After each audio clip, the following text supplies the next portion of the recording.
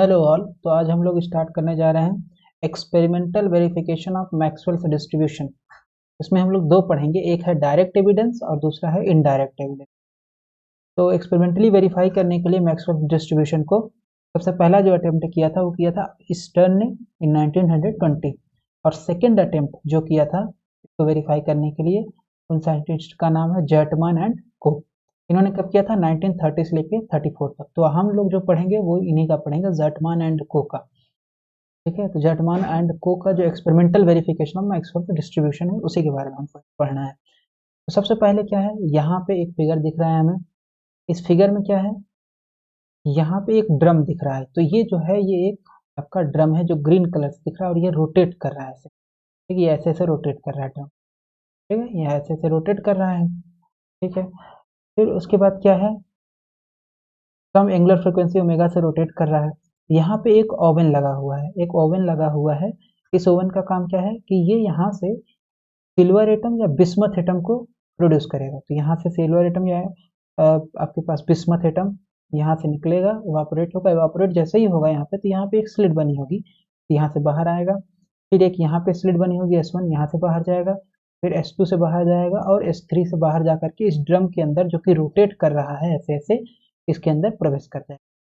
जैसे ही प्रवेश करेगा तो होगा क्या, ये एटम्स यहाँ से जाएगा और यहाँ पे जा करके चिपक जाएगा इसकी दीवार से। ये जो आपके पास ड्रम है जो ग्रीन कलर से दिख रहा है, ये ड्रम है। और ये जो येलो कलर से दिख रहा है ये आपका सिल्वर या bismuth atom, silver atom, let's say silver atom है। ये जाकर के यहाँ चिपक जाएगा, और लेट से ये कितने डिस्टेंस पे चिपका है, यहाँ से जाकर के ये यहाँ से मान लिया एनी टाइम टी पे ये जो चिपक रहा है, ये चिपक रहा है कितने पे, ये चिपक रहा है S डिस्टेंस पे। मान लेते हैं ये जो ड्रम है ये एक सर्कुलर है, और इस सर्कुलर है तो इसका डायमीटर है कैपिटल D। और ये जो ड्रम रोटेट करता है बहुत फास्ट रोटेट करता है, ये अप्रॉक्सीमेटली 30,000 RPM रोटेशन पर मिनट करता है। किसके अबाउट है, तो 30,000 एक मिनट में 30,000 बार ये रोटेट करता है। इतना स्पीड से रोटेशन है इसका। ठीक है, तो हमें कैलकुलेट करना है, S का मान कैलकुलेट करना है कि कितना होगा। The time for atoms entering with speed C, मान लेते हैं कि यहाँ S3 से जो एटम सिल्वर एटम एंटर हुआ उसका स्पीड कितना है, वो है C। और क्योंकि यहाँ C है तो C यहाँ भी होगा, और यहाँ जैसे टकराएगा तो ये कितनी डिस्टेंस तय करेगा, यहाँ से यहाँ तक डिस्टेंस है D डायमीटर, और स्पीड है C। तो अगर हमें निकालना हो जाए कि टाइम, तो समय बराबर क्या होता है, दूरी बटे चाल, या time is equal to distance upon speed. तो डिस्टेंस है कितना D, कैपिटल D, स्पीड है C, तो हमें टाइम मिल जाएगा कि यहाँ से लेकर के यहाँ तक एटम को जाने में कितना समय लगा, D/C। ठीक है, हमें निकालना क्या है, S।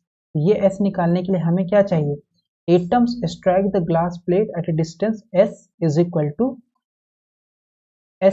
टू, तो हमें कैसे निकालना पड़ेगा, हमने निकाल लिया है टाइम। तो डिस्टेंस बराबर क्या होता है, डिस्टेंस बराबर ये होता है टाइम मल्टीप्लाइड बाई स्पीड।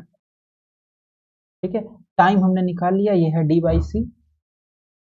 और स्पीड कैसे निकालेंगे, ये ओमेगा है, तो लीनियर वेलोसिटी कितनी होती है, V बराबर R ओमेगा। तो R कितना हो गया इसका, डायमीटर है D/2, ठीक है, मल्टीप्लाइड बाई ओमेगा। तो ये हमारे पास आ जाएगा S का मान, S का मान हो जाएगा D/C into D/2 into omega. तो यहाँ से अगर हम देखें S किसके प्रोपोर्शनल है, D भी कांस्टेंट है, ओमेगा भी कांस्टेंट है, तो S प्रोपोर्शनल है 1/C स्पीड, जो एटम्स की स्पीड यहाँ से एंटर कर रहे हैं C से, इसके प्रोपोर्शनल है। तो अगर हम ये S मेजर कर ले तो हम C को मेजर कर सकते हैं, राइट।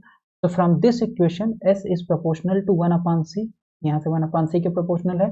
तो डिपॉजिट ऑन द प्लेट, ये जो डिपॉजिट हो रहा है यहाँ पे, तो deposit on the plate is measure of the velocity spectrum of the atomic beam, right. क्योंकि S प्रोपोर्शनल है 1/C को, तो S को मेजर कर लेंगे तो हम C को मेजर कर सकते हैं। तो एक्सपेरिमेंटल